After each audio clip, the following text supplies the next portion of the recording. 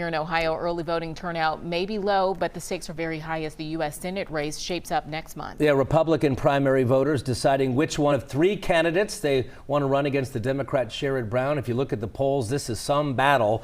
Commitment 2024 tonight. WLWT News 5's John London here with a look at the choices and the challenges. Hi, John. Yeah, Mike, the challenges, how to stand out. All three share that same challenge, how to differentiate themselves from the other two. It is the statewide race of the Ohio primary. Another test of the state's MAGAverse, the Trump influence in a state he carried twice with only one elected statewide Democrat, Sherrod Brown.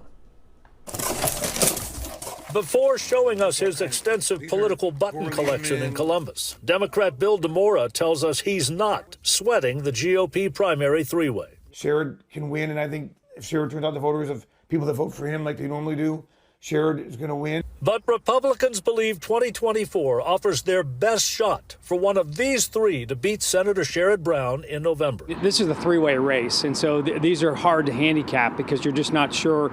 Local party chairman Russell Mock believes it's too tight to tell. You know, a lot of it's going to be based on turnout. Early in-person voting and vote-by-mail requests are up slightly around here among Republicans so far.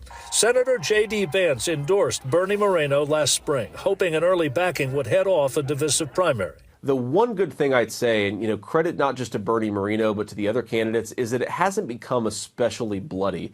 These guys aren't getting personal. This hasn't been about character assassination. The endorsement of former President Donald Trump worked for Vance 2 years ago. Moreno's counting on the same magic. He'll campaign with Donald Trump Jr. in Southwest Ohio this week. He has an edge because he has something on which he can stand out upon. UC political analyst David Niven will be watching the MAGA vote in this one. These are candidates who largely agree with each other.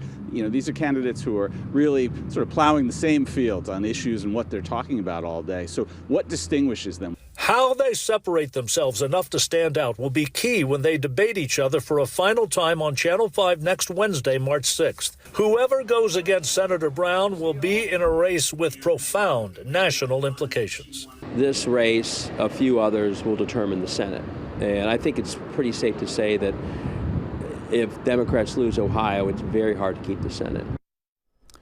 All three Republicans have constituencies in the upper regions of the state, and in the home stretch, all three are paying more attention to southwestern Ohio, looking for more support in a conservative, voter-rich region.